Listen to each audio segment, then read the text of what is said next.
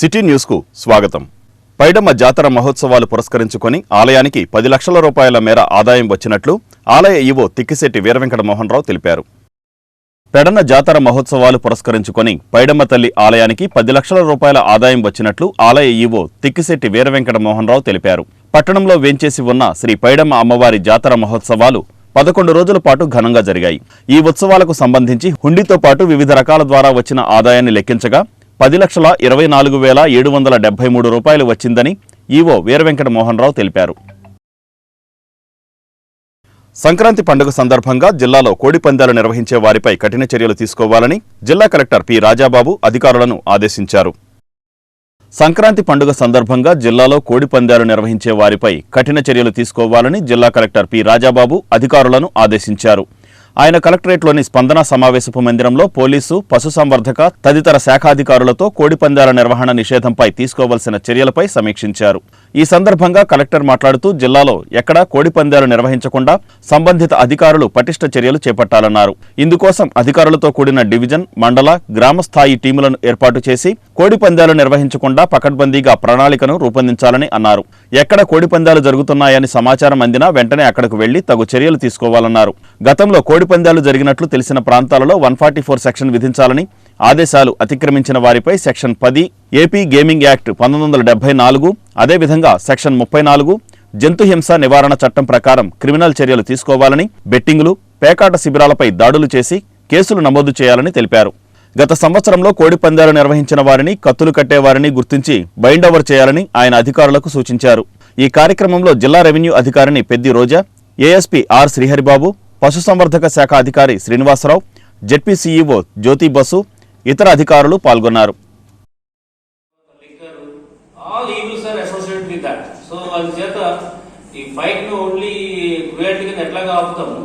ఆపాలి కూడా, ఎందుకంటే దీనివల్ల దీనికి అసోసియేట్ అయినాయి ఇవన్నీ కూడా.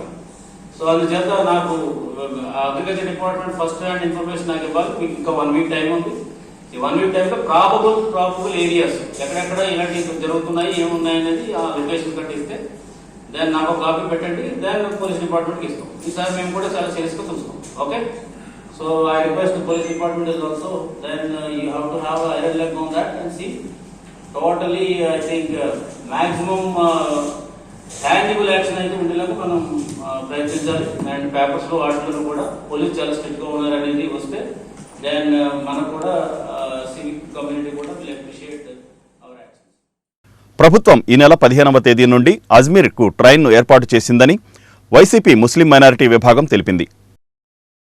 ప్రభుత్వం ఈ నెల 15వ తేదీన మచిలీపట్నం నుండి అజ్మీర్ ట్రైన్ ఏర్పాటు చేసిందని వైసీపీ ముస్లిం మైనారిటీ విభాగం తెలిపింది. ప్రభుత్వం ఈ నెల 15వ తేదీన మచిలీపట్నం నుండి అజ్మీర్ ట్రైన్ ఏర్పాటు చేసిందని వైసీపీ ముస్లిం మైనారిటీ విభాగం నాయకులు తెలిపారు. ప్రతి ఒక్కరూ ఈ అవకాశాన్ని ఉపయోగించుకోవాలని రాజుపేట షాదీఖానాలో ఏర్పాటు చేసిన మీడియా సమావేశంలో వారు మాట్లాడుతూ ప్రతి ఒక్కరూ ఈ అవకాశాన్ని ఉపయోగించుకోవాలని కోరారు. ప్రతి ముస్లిం జీవితకాలంలో హజ్ యాత్ర చేయాలని కోరుకుంటారని, అజ్మీర్లోనే ఖాజా గరీబ్ నవాజ్ ని సందర్శించుకుంటారని అన్నారు. 15వ తేదీన మచిలీపట్నం నుండి బయలుదేరే ఈ ట్రైన్ 21వ తేదీన తిరిగి అజ్మీర్ నుంచి బయలుదేరుతుందన్నారు. టికెట్ ఖరీదు 945 రూపాయలుగా వారు వివరించారు. ఈ కార్యక్రమంలో వైసీపీ ముస్లిం మైనారిటీ సెల్ కార్యదర్శి సిలార్దాదా, మార్కెట్ యార్డ్ మాజీ చైర్మన్ అచ్చాబా, కార్పొరేటర్లు రఫీ, అస్గర్, మహమ్మద్, సాహెబ్, మసిన్, బాషు తదితరులు పాల్గొన్నారు. ఈ కార్యక్రమంలో వైసీపీ ముస్లిం మైనారిటీ సెల్ కార్యదర్శి సిలార్దాదా, మార్కెట్ యార్డ్ మాజీ చైర్మన్ అచ్చాబా, కార్పొరేటర్లు రఫీ, అస్గర్, మహమ్మద్ సాహెబ్, మోసిన్, బాషు తదితరులు పాల్గొన్నారు. सरकार ख्वाजा गरीब नवाज हिंदुस्तान के बादशाह వారి యొక్క ఉర్సు మహోత్సవం రాజస్థాన్లోని అజ్మీర్ షరీఫ్లో ఎంతో వైభవంగా జరుగుతుంది. ఆ యొక్క ఉర్సు సందళ్ళకి కేవలం ముస్లిమ్సే కాకుండా హిందూ సోదరులు కూడా చాలామంది పాల్గొంటారు. ఆ ఉరుసు సందర్భంగా ప్రతి సంవత్సరం కూడా మన మచిలీపట్నం నుండి కూడా ట్రైన్ వేయటం జరుగుతుంది. ఆ ట్రైను ఈ నెల అంటే 15వ తారీఖు సోమవారం మధ్యాహ్నం 3:45 బందర్ నుంచి బయలుదేరుతుంది స్పెషల్ ట్రైను. 21 తెల్లవారుజామున అజ్మీర్ షరీఫ్ నుండి మరి 4:55 అజ్మీర్ నుండి బయలుదేరడం జరుగుతుంది ఈ ట్రైను. మళ్ళీ ఈ ట్రైను వెళ్ళవలసిన వాళ్ళు ఎందువలంటే 2-3 రోజుల నుంచి కూడా చాలామంది అడుగుతున్నారు ట్రైనింగ్ వేయలేదని చెప్పి. నిన్నే వాళ్ళకి జీవో వచ్చి ట్రైను వేయటం జరుగుతుందని చెప్పడం జరిగింది. మరి ఆ ట్రైను యొక్క ట్రైన్ నెంబర్ చాలామంది ఎందుకంటే వాళ్ళు వాట్సాప్లో బుక్ చేసుకుంటారు కాబట్టి ట్రైన్ నెంబరు మీరు నోట్ చేసుకోండి. 07131 అంటే మచిలీపట్నం నుంచి బయలుదేరే ట్రైన్ నెంబరు.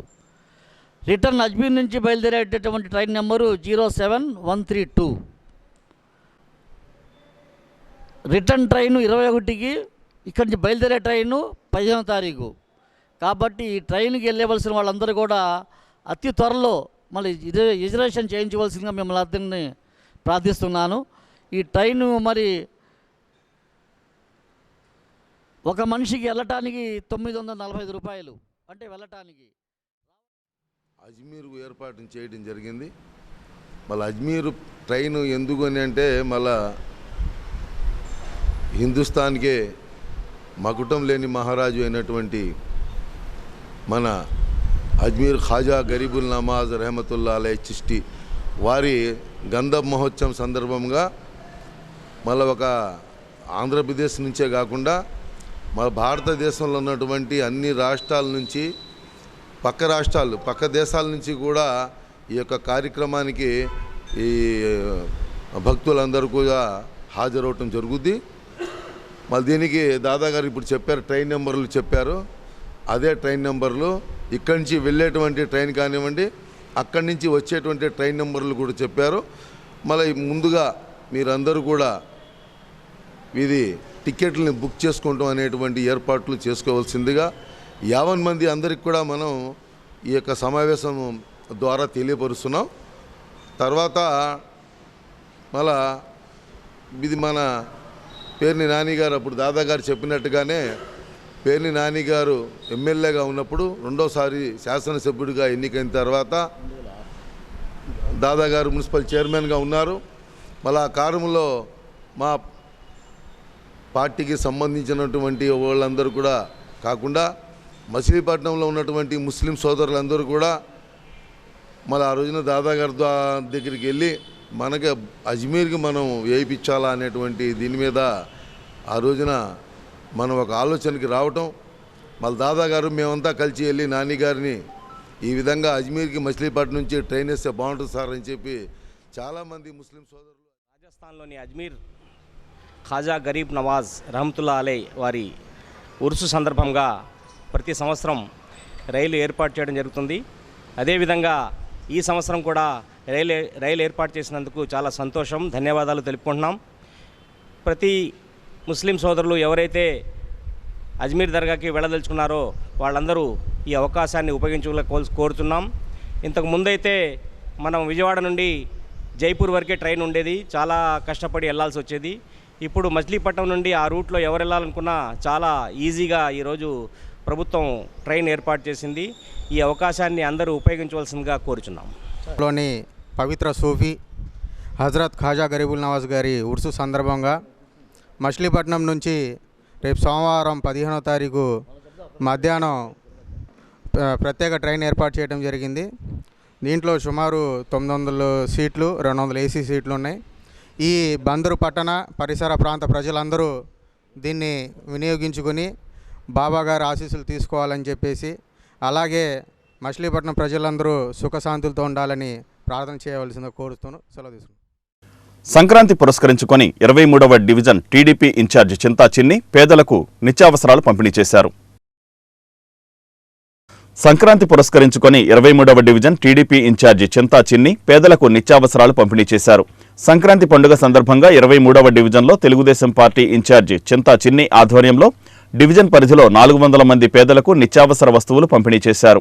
రంజాన్, క్రిస్మస్ల సందర్భంగా కూడా పేదలకు వితరణ అందించినట్లు ఆయన తెలిపారు. ఈ కార్యక్రమంలో టీడీపీ రాష్ట్ర కార్యదర్శి కొనకళ్ల బొల్లయ్య, మున్సిపల్ మాజీ చైర్మన్ మోటమరి బాబాప్రసాద్, టీడీపీ మహిళా నాయకురాలు కొల్లు నీలిమ, ఇలియాస్ పాషా, పిప్పళ్ల కాంతారావు తదితరులు పాల్గొన్నారు.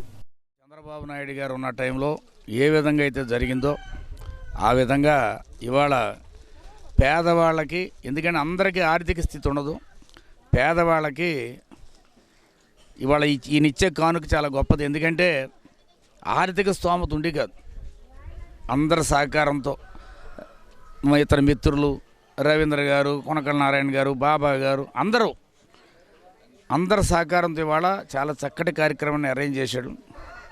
ఇవాళ ప్రతి ఏటా కూడా 400 మందికి మనం ఎవరి ఇంటికి వస్తేనే ఇవ్వటానికి 100 ఆలోచనలు చేస్తాం. కానీ ఒక మనిషి 400 కుటుంబాలకి వాళ్ళకి సంబంధించిన ఈ సంక్రాంతికి సంబంధించిన ఇన్ని ఇవ్వటం అనేది కూడా చాలా గొప్ప విశేషం. మరి నేను చిన్నిని చాలా చిన్నప్పటి నుంచి చూశాను. అతను ఒక జనాలకి సర్వీస్ చేయాలనే ఒక మైండ్తో వచ్చాడు. ఇవాళ ఎలక్షన్స్ అనేది రాజకీయాల్లో గెలుపు ఓటమి ఉంటుంది. అతను చెప్పింది విన్నారు కదా ఇందాక, జనం కోసం నేను పనిచేస్తా, రాజకీయాల కోసం పార్టీల కోసం వాటి కోసం తిప్పలు పట్టడం కన్నా మీకు ఏ పని చేయాలో పదవి లేకపోయినా చేస్తానన్నాడు. అలాంటి నాయకులను మనం ఎప్పుడు కూడా ఆదర్శంగా తీసుకోవాలి. మరి చాలా విషయాలు చెప్పాడు తమ్ముడు.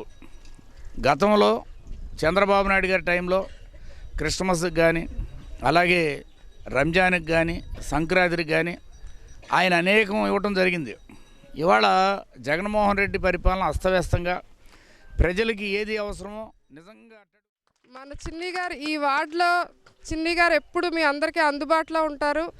అలాగే ఈ కార్యక్రమం మాత్రం చాలా మంచి కార్యక్రమం అండి. తెలుగుదేశం ప్రభుత్వంలో మనకి ఏదైతే సంక్రాంతికి కానుకిచ్చేవాళ్ళు, అలాగే రంజాన్కి ఇచ్చేవాళ్ళు, అలాగే క్రిస్మస్కి ఇచ్చేవాళ్ళు, అవన్నీ కూడా లేకుండా చేశారు. ఇప్పుడు ప్రభుత్వం ఇవ్వట్లేదు, మనవాళ్ళు ఇబ్బంది పడుతున్నారు అని చిన్ని గారు ఇది ఆయన సొంత బాధ్యతగా తీసుకుని చేయటం చాలా అభినందిస్తున్నానండి. అట్లాగే ఈ 4.5 సంవత్సరాలు మనం చాలా ఇబ్బంది పడ్డాం, అవునా? అందరినీ ఏ రకంగా ఇబ్బంది పెట్టాలో ఆ రకంగా ఇబ్బంది పెట్టారు ఈ ప్రభుత్వం. ఇంకా మనకి టైం లేదు, ఇంకో 2 నెలలు లేదు 3 నెలలు మాత్రమే ఉంది. ఈ 3 నెలలు కూడా ప్రతి వాళ్ళు తెలుగుదేశానికి ఓటు వేయాలా? ఇప్పుడు మనందరం ఎందుకు వేయాలి? నష్టపోయాం. మన పిల్లలు ఇవాళ మనం చదువుకున్న పిల్లలు ఎక్కడికి వెళ్తున్నారు? వేరే రాష్ట్రాలకు వెళ్ళి ఉద్యోగాలు చేయాల్సి వస్తుంది. అదే తెలుగుదేశం ప్రభుత్వం ఉంటే ఇక్కడే మనకి పరిశ్రమలు వచ్చాయి కదా, మన పిల్లలు మన కళ్ళ ముందే ఉండేవాళ్ళు, మనతో పాటు ఉండేవాళ్ళు. ఇప్పుడు వాళ్ళు ఎక్కడున్నారో ఎలా ఉన్నారో ప్రతిరోజు మనకు అదొక ఆలోచన, ఏం తింటున్నారో ఎట్లా ఉన్నారో అని. ఇప్పుడు మనకి భద్రత అనేది ఉందా అండి? మొన్న మా ఇంటి దగ్గర ఒక అమ్మాయి పని చేసుకునే అమ్మాయి 7వ క్లాస్ అంట, వాళ్ళ పిల్లోడు గంజాయికి అలవాటు అయిపోయాడంట. ఇవాళ 400 మందికి మనం బిర్యానీ రైసు, అలాగే ఉల్లిపాయలు 1 KG, biryani rice 1 KG, 1/2 KG నూనె, సన్ఫ్లవర్ నూనె, సేమియా, పంచదార, నెయ్యి, 6 ఐటమ్స్ అమ్మ. ఈ గతంలో చంద్రబాబు నాయుడు గారు ముఖ్యమంత్రిగా ఉన్నప్పుడు 58 డిపో 59 డిపో దగ్గర చాలా ఆనందంగా తీసుకెళ్ళేవారు. ఇవాళ అలాంటి అనేది గుర్తులేదు ఆయనకి, జగన్మోహన్ రెడ్డికి. మీ అందరూ ఒకడ ఇదివరకు ఎంతో ఆనందంగా తీసుకెళ్ళారు. ఏది సంక్రాంతి వచ్చినా, క్రిస్మస్ వచ్చినా, రంజాన్ కానుక కానీ ఏదైనా కానీ. ఇలాంటివి మేము ఎందుకు ఇచ్చామంటే మా నాయకుడు పెట్టిన పథకం ఇది కార్యక్రమం అని చెప్పి ఈ వార్డులో 23వ వార్డులో కొనకాల నారాయణ గారు ఆధ్వర్యంలో, కొల్లిరావేంద్ర గారి ఆధ్వర్యంలో మేము చెయ్యాలని నా దగ్గర పనిచేసిన కుర్రోళ్ళు అందరూ కాడ తలకో చేసి, అలాగే ఈ వార్డులో కొంతమంది కాడ సహకరించారు. అందరి కాడ 2 పండగలకి ఇచ్చాం, రంజాన్కి ఇచ్చాం, క్రిస్మస్కి ఇచ్చాం. మనం ఈసారి కాడ చేయాలని చెప్పి 400 మందికి అమ్మ, మొత్తం 3 పంటలకే 900 మందికి 6 ఐటమ్స్. ఎప్పుడైనా సరే నేను మొన్న తిరిగితే 15 రోజులు తిరిగి ఉంటాయి ఎలక్షన్లో, కార్పొరేషన్ ఎలక్షన్లో. ఈ నెల 19వ తేదీన విజయవాడలోని బాబాసాహెబ్ అంబేద్కర్ విగ్రహావిష్కరణకు తరలి రావాలని వైసీపీ ఇన్ఛార్జి పేర్ని కిట్టు పిలుపునిచ్చారు. ఈ నెల 19న విజయవాడలో బాబాసాహెబ్ అంబేద్కర్ విగ్రహావిష్కరణకు తరలి రావాలని వైసీపీ ఇన్ఛార్జి పేర్ని కిట్టు పిలుపునిచ్చారు. శారదానగర్లో అంబేద్కర్ విగ్రహ ప్రారంభోత్సవం సందర్భంగా నిర్వహించిన సంతకాల సేకరణ కార్యక్రమంలో ఆయన పాల్గొన్నారు. ఈ నెల 19న రాష్ట్ర ముఖ్యమంత్రి వైఎస్ జగన్మోహన్ రెడ్డి చేతుల మీదుగా ప్రారంభం కానున్న 125 అడుగుల ఎత్తు కలిగిన భారత రాజ్యాంగ నిర్మాత డాక్టర్ బిఆర్ అంబేద్కర్ విగ్రహావిష్కరణకు ప్రజలందరూ స్వచ్ఛందంగా తరలి రావాలని పేర్ని కిట్టు కోరారు. భారతదేశానికి దిక్సూచి, ప్రపంచ మేధావి డాక్టర్ బిఆర్ అంబేద్కర్ 125 అడుగుల ఎత్తైన విగ్రహాన్ని విజయవాడలోని స్వరాజ్య మైదానంలో ఈ నెల 19వ తేదీన రాష్ట్ర ముఖ్యమంత్రి వైఎస్ జగన్మోహన్ రెడ్డి ఆవిష్కరించనున్నారని, ఈ కార్యక్రమానికి కుల మత వర్గ భేదాలు లేకుండా ప్రజలందరూ స్వచ్ఛందంగా తరలి రావాలని ఆయన విజ్ఞప్తి చేశారు. ఈ కార్యక్రమంలో కొకిలిగడ్డ శరత్, కార్పొరేటర్ ఎండ్రపాటి నాగేశ్వరరావు తదితరులు పాల్గొన్నారు. జీవితంలో ఆయనకున్న సమయం అంతా పాటుపడిన అంబేద్కర్ గారికి నిజమైన నివాళులు అర్పిస్తూ ఈరోజు విజయవాడలో రేపు ఓపెన్ చేయబోయే 19వ తారీఖున ఓపెన్ చేయబోయే 125 అడుగుల భారీ అంబేద్కర్ గారి విగ్రహాన్ని జగన్ గారు నిర్మించినందుకు ఆయనకు మద్దతుగా ఈరోజు శారదానగరంలో ఈరోజు అంబేద్కర్ గారికి పూలమాలలు వేసి ఆయనకి జోహార్లు తెలిపి ఈరోజు ఆనందం వ్యక్తం చేయడం జరిగింది. అలాగే ఎవరైతే ఈరోజు ఈ పేటలో కానీ ఇంకెక్కడైనా కానీ ఈ దారిలో వెళ్ళే వాళ్ళు కానీ ఈరోజు మన అంబేద్కర్ గారికి ఇంత గౌరవం, నిజంగా చాలామంది రాజకీయాల కోసం అంబేద్కర్ గారిని వాడుకుంటారు, దండలేస్తారు, జోహార్లు జేజేలు కొడతారు. కానీ నిజంగా ఆయన చెప్పిన రూట్ని ఫాలో అవుతూ బీసీ ఎస్సీ ఎస్టీ మైనారిటీలకి రాజకీయంగా కూడా పదవుల్లో ముందలకి తీసుకెళ్తూ పెద్దపీట వేస్తూ ఇంత అంబేద్కరిజాన్ని ముందలకి తీసుకెళ్తున్న జగన్మోహన్ రెడ్డి గారికి మద్దతుగా ఆయన పెట్టిన 125 అడుగుల విగ్రహానికి మద్దతుగా ఎవరైనా మీ మద్దతుని తెలియజేయాలంటే తప్పకుండా మీకు కనపడే వెనకాల ఉన్న ఆ బ్యానర్ మీద మీ సంతకాన్ని కానీ అమూల్యమైన సంతకాన్ని పెడితే ఈరోజు ఆయన చేసిన గొప్ప పనికి ఎంతమంది మద్దతుగా ఉన్నారో చూస్తే చాలామంది ఎవరైతే ఎప్పుడు ఆర్థికంగా బలపడిన వాళ్ళే లేదా పెద్ద కులాల వాళ్ళవే పాలన ఉండాలి, చిన్నవాళ్ళు ఎప్పుడు మా కింద ఉండాలని నీచపు స్వభావంతో ఉంటారో వాళ్ళందరికీ చెప్పు దెబ్బలాగా మనందరి మద్దతు దీని మీద సంతకాలు పెట్టి తెలియజేస్తే తప్పకుండా వాళ్ళందరి బుద్ధిలో కూడా ఎక్కడో అక్కడ మనుషులు కాబట్టి మారతారని ఆశిస్తూ మీ అందరి మద్దతు అంబేద్కరిజాన్ని ముందరికి తీసుకెళ్తున్న జగన్మోహన్ రెడ్డి గారికి ఎల్లప్పుడూ ఉండాలని మీ అందరి మద్దతు కోరుకుంటున్నాను. ఈ వార్తలు ఇంతటితో సమాప్తం. నమస్కారం.